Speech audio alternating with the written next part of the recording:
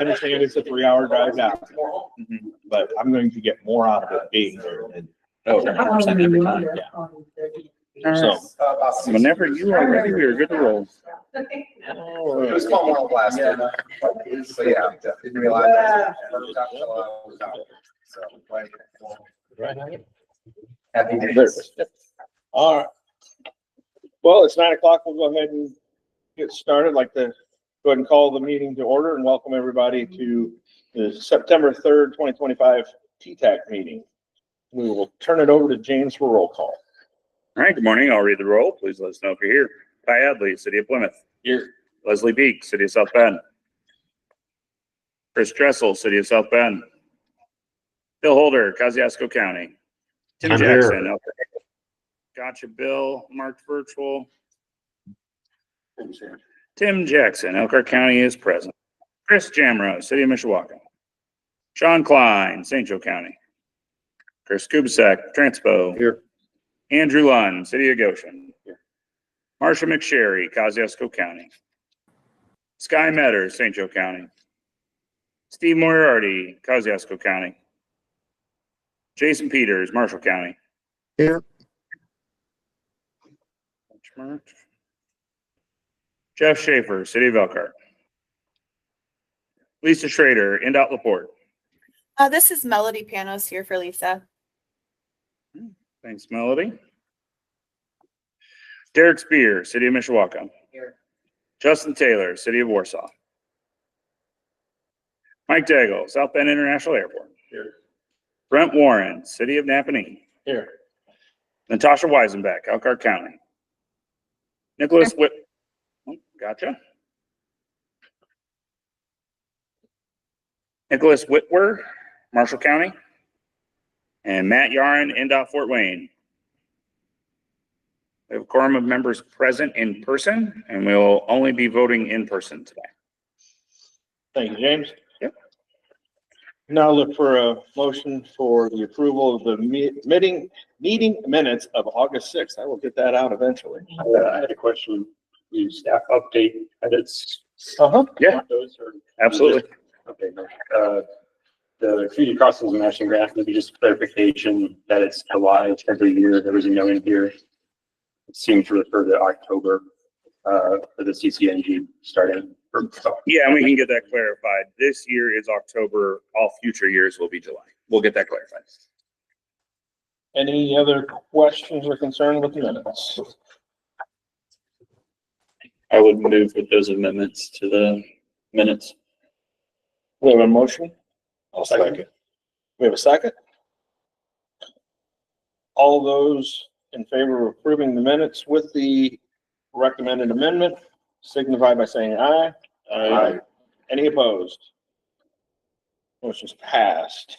If we have no chairman report, we will turn it over to James for the secretary report. Good morning. In your packet, you have the August 2025 modifications. These are corrections, changes, minor edits that the TTAC as well as the policy board have empowered staff to make between meetings. You can find that full listing of what was changed in the last month on that listing. It is included in your packet. It was sent to you in advance, as well as the public can find it online. These are just various changes. You can see what types of changes they are. If you have any questions about those, feel free to talk with staff. Otherwise, this is just presented for informational purposes only. There's no action required. That would end the report. Thank you. Do we have any old business? We have no old business today. New business. We do have some new business items. Kelsey will be presenting some transportation resolutions.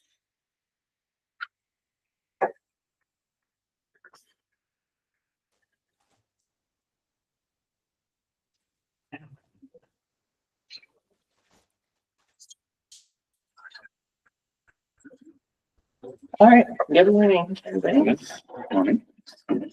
I'll be presenting Transportation Resolution 28-25 with parts A through D. So item A is locally initiated with Kosciuszko County as sponsor. The action is adding the project, which is replacing Bridge 287 on County Road 450 East over Deeds Creek. The following three are NDOT initiated projects. So item B is adding two DES numbers to a contract. The first is a new bridge construction at US 31 at 19th Road. And the second is establishing a DES number for the bridge at US 31 at State Route 110, which is part of the larger interchange project. Just to note that the amounts on the agenda reflect the whole contract, not just the DIS numbers that are being added. For item C, we're also adding a project to a contract. It is the new bridge construction at US 31 at State Route 10. The other projects included in the contract are listed on the agenda, and amounts represent the whole contract. And lastly, item D is for the intersection improvement at State Route 23, which is a roundabout 3.5 miles north of State Route 331, which is the Adams Road East Junction. And the action is adding PE and right-of-way phases, change in scope, and an increase in construction funding by $1.5 million. Are there any questions? Just a few items to point out for your clarification's sake. In item A, that construction is in 2031, which is outside of the window of this document, right? So this document looks at 2026 through 2030. We want to give you what that information is supposed to be for construction, but at some point, about 2 years from now, so when we have that new document that's 28 to 32, we will have to come back and eventually add that construction phase, because right now we can't add it because it's outside of this window. So that italicized portion is really for informational purposes, right? We're aware of what it is, but legally can't enter it into the document. So just want to make sure that you're aware of that.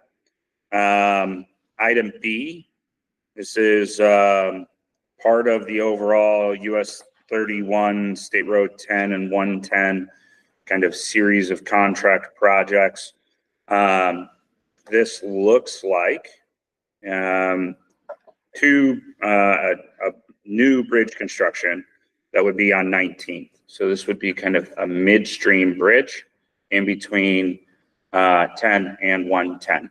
There was lots of questions during the access management component of this, of whether or not those would be J-turns, whether or not that would be closed. I can't speak to the other two intersections or so, 3 intersections that are in between that section, but they have here identified 19th as a bridge. So now the bridge structure at 110, you've got to remember that NDOT tracks every single asset.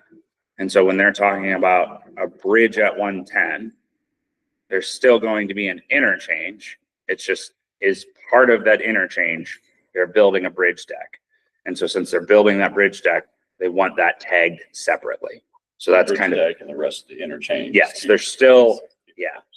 Yep. So we have already added that interchange component.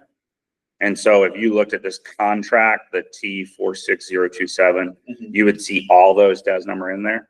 They're still doing the interchange. It's just there's also a bridge deck. And since there's a bridge, they want that separately tracked. You have a similar situation on the item C, which is US 31 at 10. That's on a separate contract. That's why it's not with the other ones. Since it's on a separate contract, again, it's still getting an interchange, but as part of that interchange, there will be a bridge deck. With there being a new bridge being constructed, they want that tracked separately. So it's not changing the scope of those overall larger projects, but they are adding in some, additional assets here. So that's what we're getting some clarifications on with these amendments. Probably the newest bit of information would be that they've identified the new bridge construction at US 31 and 19th. Okay. Just didn't know additional details or anything like that on. We had reached Design. out regarding at least these ones. I don't know that we have any new information on preferred designs, but for 19th, did they provide any additional info other than we've already covered? I knew they were out surveying. Yeah. And somebody asked me and I was like, I haven't heard anything new. Yeah. And I saw it on the agenda and I was like, that makes more sense. Yep. So that's the newest bit of information that we would have. Okay. And then just to clarify, the 38.7 million on item B, that's for the entire contract. 110 Yeah, basically 110 access. and the access. And then the next one is, Is 10 and 700 north. Yep. Okay. Yeah, those are the contracted estimated cost to complete. Right. And that includes design, it includes right of way, and it includes construction. And the timing's still pretty close. Yeah, pretty similar, 28 for 10, 2030 for 110. Thank you. Yep. Any other questions? If not, we'll look for a motion for transportation resolution 2825.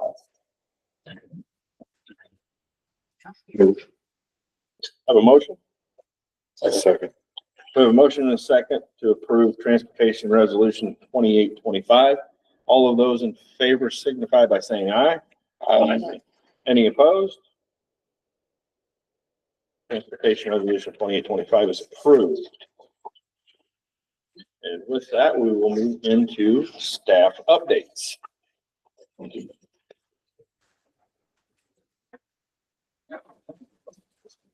Morning, just a quick update. The Indiana Trails Grant is out and available. So if you're looking to make some relatively small additions to your trail system, this is a great opportunity to put in an application. If you have questions or are unsure about what you might be planning to submit, give me a call. I've been on multiple calls with DNR, so I feel like I have a pretty good feel of what they're looking for. Glad to help kind of guide things a little bit if you need to. What's the max award? Minimum is 100,000, max is 400. Yeah, and then the 20% match on top of that, so.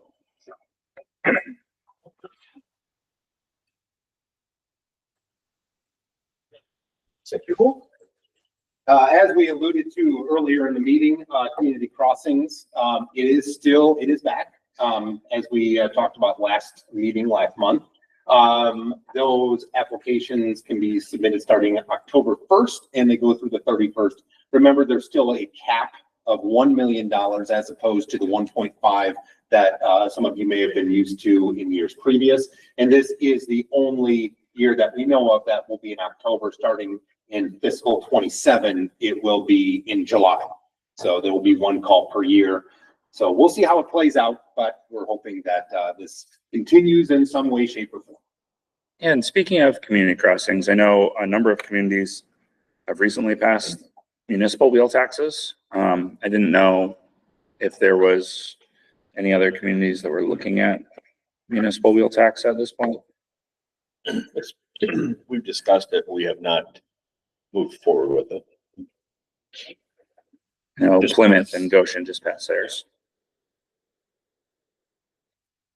And Elkhart County already has one. St. Joe County already has one. Kosciuszko already has one. I know Marshall's does not, and I don't know what the current plan would be. So. All right, I'm just curious because as we've discussed last month, there is the regular application grant side of this, but then in 2027, then there is the formula side of this, which as of right now in the legislation or Indiana code, it would require you to have a municipal wheel tax to fully participate in that formula funds. So I was just curious. Yeah. And so if you have any other questions concerning CCMG, you can reach out to us and we'll be happy to help get any data or anything else we can approve. And then remember, for any CCMG grants, you will need an asset management plan approved by December 1st of every year, and we can help with that as well. Thanks, Dave.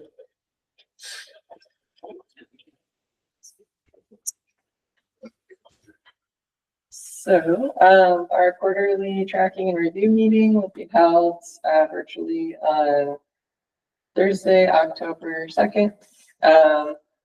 We'll be discussing local projects and we'll send out the schedule beforehand. So again, that is Thursday, October 2nd.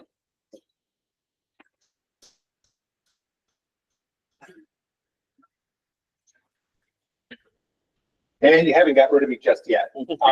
So one of the things that we're doing on a quarterly basis at MACOG regarding crash data is we're going to do a sort of quarterly update when the data has been cleaned and completed. So Q2 is this time around, and this goes from April to June of this year. So any crashes that happen within our MACOG region are now uploaded to our online crash database, whether it be just the fatal serious injury database or the vulnerable road user database as well, which we take into account for horse, buggy, bicyclists, pedestrians, and so forth.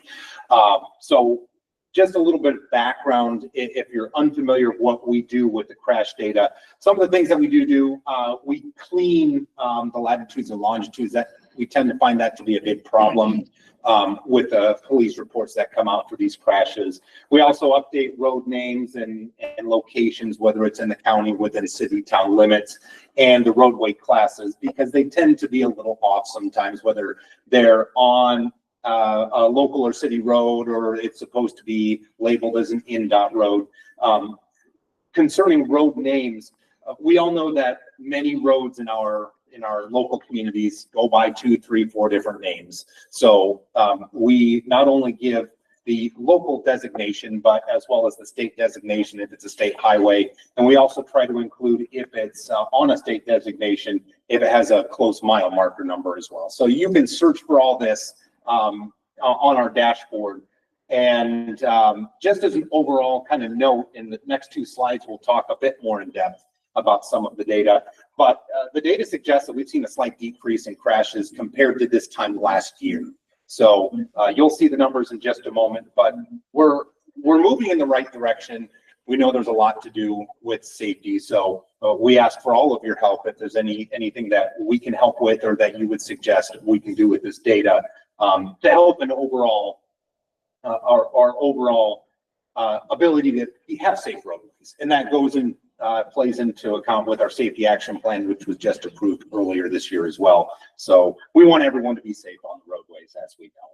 So regarding our fatal and serious injury crashes, over that 3-month period, a total of 105 crashes, 5.4% decrease just in the fatal and serious injury crashes compared to that same period in 2024.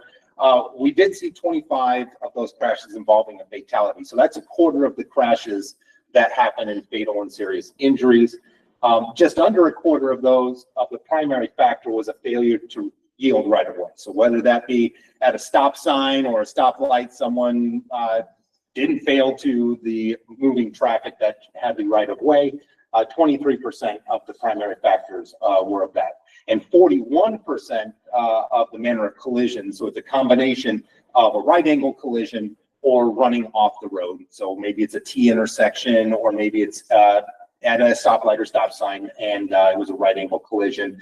And this is the information on the bottom that I really want to point out. 67% of the crashes in our MACOG region happen on local roadways. And I know the state has come out and said most of the crashes that happen, even in the state, happen on local roadways as opposed to the state facilities. So 67%, we can find ways, I'm sure, and even low cost ways to make certain that we're more or less finding safe ways to have our traffic move in and out of our region. Regarding our vulnerable road users, again, this includes pedestrians, bicyclists, horse and buggy, and we've even now included e-scooters because that's becoming a bigger thing in our communities, as we know. So 55 total crashes within that 3-month period, and almost a 10% decrease in just those type of crashes since 2024, the same period. 14 though did involve a fatal or serious injury. One thing to note about our vulnerable road user crash database is we include not just fatal and serious injury crashes, we also involve those that are non-incapacitating. Maybe someone gets a scratch, someone maybe just has a damaged bicycle, for instance. So any of these, whether it be non-serious or serious injuries, we do on that dashboard. 31% of the primary factors were labeled as a pedestrian action. Now that is a little deceiving because when we think pedestrian action, we think people who are walking, people who are pedestrians. This also does include bicyclists. The way that the database for the state for these crash reports are put out by the reporting agencies, they do still put manner of collision as a pedestrian action, even if someone's on a bicycle, even if someone's on a scooter, for instance. So it may look a little deceiving as you're thinking, oh, it's just pedestrians. It's all modes of VRU data. And then 56% of those crashes happen on local roadways. So less than our regular crash and serious injury dashboard, our fatal serious injury dashboard, but it is something to note as well. Now we have a whole bunch more data. I could spend hours providing data, but obviously we don't have that time at this meeting. So go ahead. Excuse my ignorance, but what's the definition of a local roadway? A local roadway is something that's not a state facility and does not happen on private property. So county roads, local city roads. For instance, here in Mishawaka, Lincoln Way here is considered a state facility since it is State Road 933. Yeah, so US 31 would not be a local road. Correct. That is considered a state facility. Yep. So how you said 67% of them happen on local roads, but if it happens in an intersection that involves a state road and a local road, who gets tagged with that? I tag those as INDOT, as a state facility specifically because it involves that right of way. Yeah, because I would say in Napanee, most of our accidents happen involving a local road in either 6 or 19. Yeah, exactly. And I didn't know how that was. Yes, and for the most part, the reporting agencies, when they put it in there, they're very good at getting that data correct. Sometimes the data is left out, and that's why there has to be a distinction that I'll come back and clean that and put that. But yes, anything that involves a state facility is a state roadway. That's aside from local roadways. As compared to same period last year, the percentage of fatalities of the total crashes, is that higher or lower? No. The interesting that I've noted on fatalities in particular, it seems that they're basically where the years past have been. They haven't seen a big increase. It's been a very slight decrease, but interesting enough, fatalities tend to sort of go up one year and then go down one year and then go up. And that's been the way since almost 2015. Yeah, that's why the feds use a 3-year moving average for fatalities and serious injuries, just because there is some variability, but ultimately it kind of seems fairly level. Yes. And there's been improvements that the state has been doing, and I know local communities, especially lowering speed limits inside city limits, obviously, or town limits for that matter too. Those are big changes. I should say small changes that make a big difference. So, certainly. And so just as a reminder, there are a few dashboards that you can go look at that David's talking about. The first one that he discussed is for the entire region, shows every fatal and serious injury, regardless of like vehicle type or pedestrian, just it shows all of them. So if you want to go look at that, that is available. And the other dashboard that we're talking about is just for vulnerable road users. So any crash involving a pedestrian, a buggy, a scooter, a bicyclist, any of those, right? Regardless of whether it was fatal, serious injury, or just a minor injury, or property damage only, those are all in a separate dashboard. We do not at this point have a dashboard that shows every single crash, because property damage crashes are about 40,000 crashes a year. That would be a lot of intensive data to go through and clean and verify and feel comfortable with. But if you're ever needing any of that information as you're looking at projects or any of those kind of things, we can get the full snapshot. But here we're just trying to show you for the major life-altering crashes, those fatal and incapacitating crashes, what that looks like, as well as for the vulnerable road users. So you can see that information, and the public can see it online as well. Yep, and we encourage you to check it out, and if there's any other changes you'd like us to make, we take that into consideration as well, because you can do anything you want with a lot of this data we posted online, and there's so much more that we can do. So we'd be happy to share what we can. Thank you, David. Yeah. All right, so yeah, I mentioned this last time, but we're excited about a new kind of transit milestone in the region. So we've been helping for the last year CABs in Kosciuszko County, specifically Warsaw, Winona Lake, to plan a deviated fixed route. So they've been traditionally operating on demand service, where someone calls them up, they say, hey, I want to go here to here, and the buses take people from place to place, curb to curb, which works great in rural areas, but they've noticed, you know, with costs going up, things like that, it's time to look for something that might be a little bit more efficient, especially in Warsaw, the county seat, where things are a little bit denser. So we've been helping them plan this deviated fixed route. It's like a normal fixed route bus like we have here, where it runs a normal loop, pre-scheduled once every hour, but it also allows for people to call for deviations. So if someone can't make it to a bus stop, it has that flexibility to deviate a quarter mile off the route to go pick them up. So that route will be launching next Monday, September 8th. It'll be running from 8 a.m. to 6 p.m. But we also have a ribbon cutting ceremony, which will be in a few weeks after that on the 29th. So if you know anyone in the Warsaw, Winona Lake area, or anyone who's just interested in transit in the region, let them know.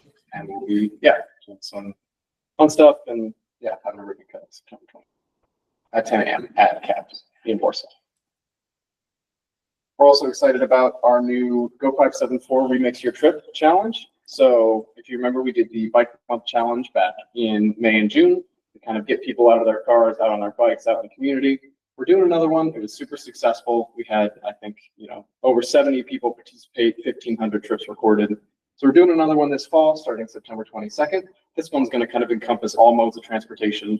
It'll kind of be week by week themed. So week 1 will be bike themed, week 2 will be transit, week 3 will be carpool, and then the last week will be kind of a mashup of, any mode, anything. Just get out there, get out of your car, and get moving. So we'll be similar structure. We'll have some gift card prizes every week for people who participate in the mode of the week, as well as a big $500 gift card prize at the end of the month. Yeah, get folks interested. We can send out some materials if anyone's interested in that. Yeah. All right. Thank you. Privilege of the floor. If not, do we have any public comments? Nothing came online. Okay. Any public comments? Yeah, my name is Ralph Spellbring. I live close to the St. Joseph River in Elkhart. I moved to South Bend the weekend at Notre Dame with Austin Carr, beat UCLA.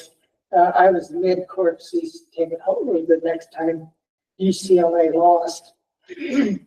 Back then, we paid property taxes on vehicles. Then they changed to the excise tax. That way the tax was the same as Elkhart as it was in Evansville.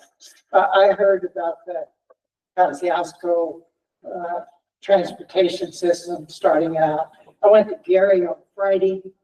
Their bus goes from downtown to US Mall at the US 30 intersection. They start at 8 o'clock.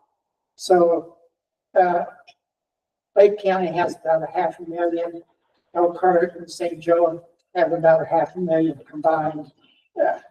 That shows we've got a lot more public transportation over here. I did ride the East Chicago bus before the pandemic. I'm not sure whether that got wiped out in the pandemic. I really don't know. Thanks, Ralph. Any other public comment? If not, we'll look for a motion to adjourn. So moved. Motion and a second to adjourn. All those in favor? Aye. And there are no opposed. Thanks, everybody. Next meeting will be Wednesday, October 1st. Same bat channel, same bat time. Will we deliver that? Same bat signal. I think so. I think that's how. Yeah, Yeah.